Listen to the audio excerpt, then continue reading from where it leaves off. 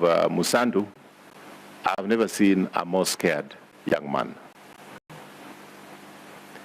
He did take it up with one of his seniors, and the seniors, to corroborate the story, also told me, yes, he had received, the senior had received the report, and there was absolutely nothing they could do unless I talk with the chairman himself. I tried several times to access the chairman, and actually a day passed. And the following morning when I came and I insisted I was going to see him, he had issued instructions to a senior police officer by the name Samuel Arap Kimeo, who actually physically blocked me from trying to get into IBC proceedings at Bomas of Kenya that day. I happen to have known the back door, and I used a little bit of my public relations with the officers at the back, and I managed to get in.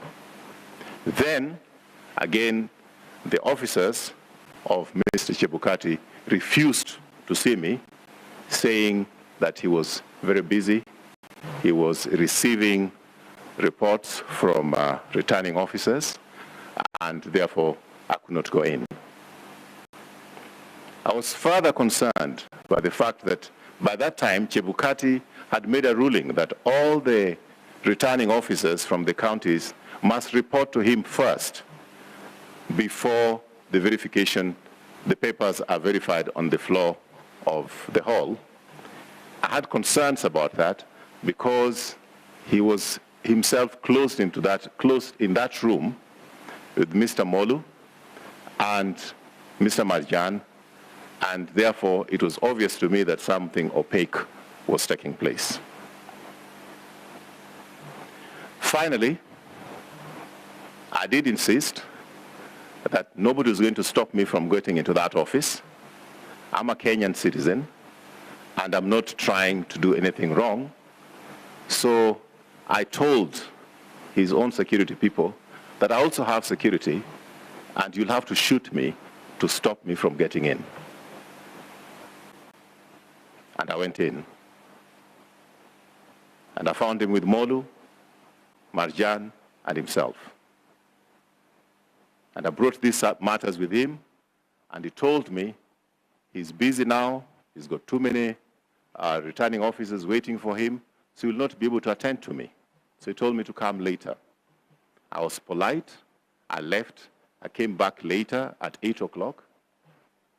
Then he told me, come back probably about midnight. I came back at midnight, he told me, come back at 2. I came back at 2, and he was sleeping. So I agreed with the people who were there that let's let him have some sleep. He had not slept for many days.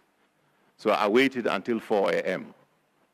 And that's the time when I drew the attention of somebody like Amos Wako, who is a personal friend, and a few others, that we should go and confront him. I like to be able to state at this stage that Mr. Chebukati is not a stranger to me. Mr. Gulie is not a stranger to me. And Mr. Molu are not strangers to me.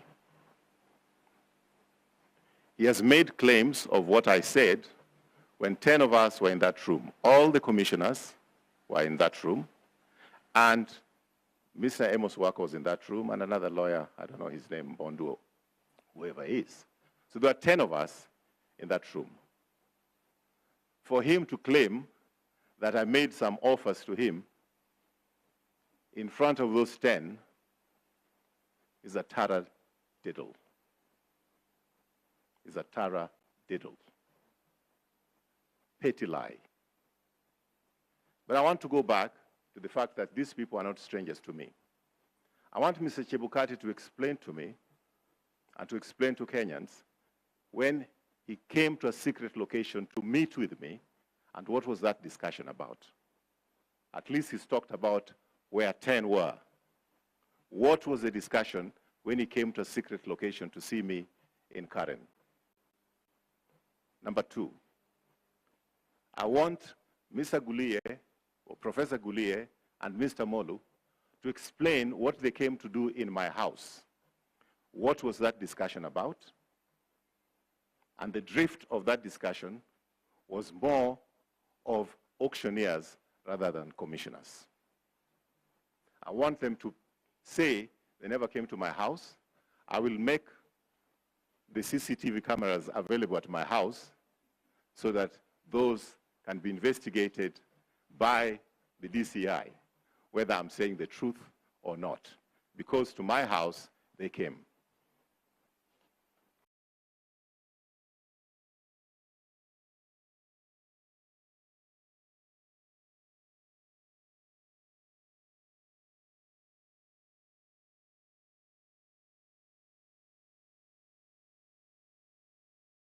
I did give an account to Mr. Gulie that there was a worry that Form 34As were being changed.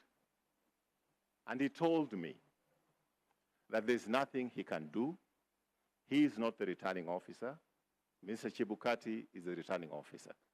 So I should go and talk to Chebukati. Yet he was on the floor when there were all kinds of strange excuses. There were lights, the lights which were supposed to be shown on the documents. What do you call those lights? Yeah? UV lights. And when our team insisted that we want those UV lights to check the authenticity of those 34As which were arriving, all of a sudden, those UV lights ran out of batteries. And in fact, I did ask an official if I could therefore then bring them batteries so that the UV lights could be used.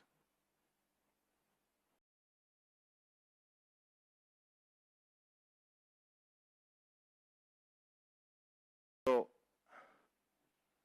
I think that what he claimed I said when I was meeting him at 3 or 4 a.m., whatever time he says, I think there were 10 others in that room. So I think those 10 others should be able to corroborate his story. But I'd like to be able to report here that Mr. Gulie, when we were having that discussion, left to go to the toilet for a very long time. Of course, he left with his phone.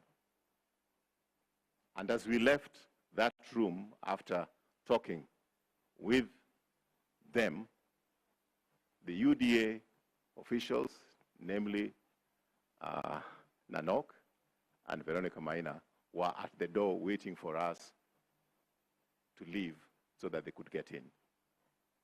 I think I'm acted within my right that if there's a complaint to be made, I should make that complaint. I didn't go in there alone, and I didn't talk to Mr. Chebukati alone when I presented those issues. And just as he wants to tell Kenyans about the discussion we had with him at the wee hours, about 4 a.m., I think he should be honest enough to tell Kenyans what he was discussing with Nanok and Veronica Maina as soon as we finished with him. Thank you very much. I'm ready to take some questions. You're always the first one.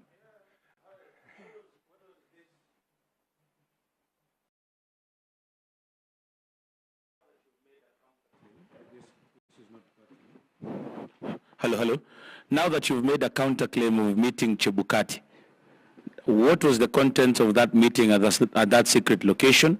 And two, what were Commissioners Molu and Gulie doing at your house, knowing that these are very key players in an electioneering period?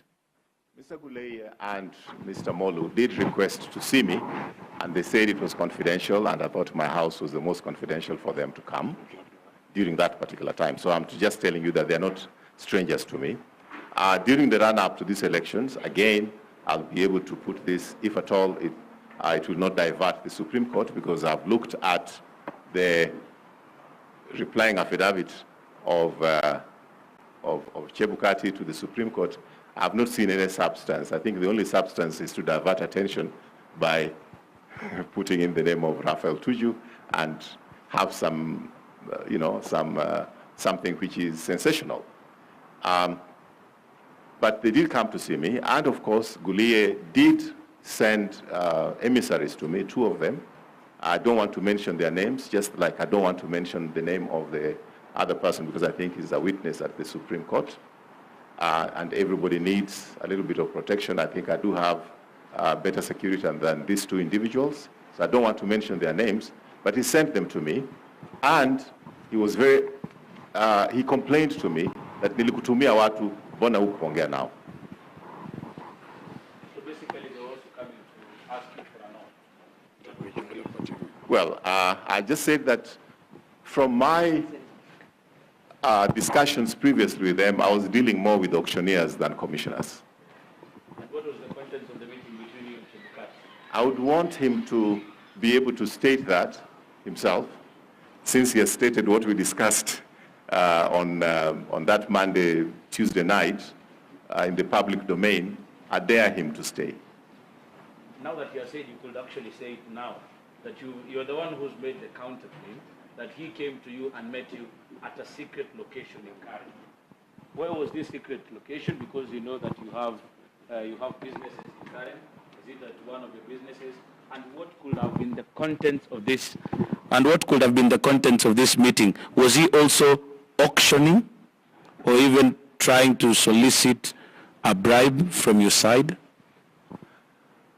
Because this matter is in court, and because I have to consult my lawyers before I speak too much, I thought that whatever I've told you this up to now is appropriate as a matter of public interest. SG, you have disclosed your house. They met you at your house, Yes. right? Why can't you disclose this secret location? I mean, it could be a public thing. Why can't you just disclose it? You disclosed your house. My Disclose house, a secret my location. house, I can disclose. A secret location may be belonging to somebody else, and it's not appropriate for me to expose that. Yes? Katibu, thank you. Ayub from Citizen TV. This is, you have mentioned secret location and two commissioners who visited you at your house, and you said that you will provide the CCTV footages to that effect. I just want to understand, because you are the executive director of the Azimio la Umoja One Kenya Coalition political party. And former Secretary General of Jubilee. And former Rarieda MP as well. And was this prompted... And former newscaster as well. Thank you. And was this rather prompted by this affidavit? And as an aggrieved party, were Chebukati and Gulia, not to mention you in their affidavits, would you still have provided this before the court? I would not have. Why? And you feel an aggrieved party? I explained to you why. I do have, given the fact that I'm no stranger to the political arena, all right? I was there in 2017. These are people I know. These are people I've worked with rather. Take, for example, the time when IBC chairman made a ruling that the parties had to reveal their running mate within a certain time. If you recall, I was in the team who went to appeal against that, and I did make a few calls to him to explain to him, and he said he had set up a meeting at IBC, so I should go there and prosecute my case in front of him and the other commissioners, and indeed, we prevailed. He did not only postpone the naming of the deputy presidential candidates for a few days, he did it for 3 weeks. So these are people that I've worked with. I'll give you another phone conversation which I had with him.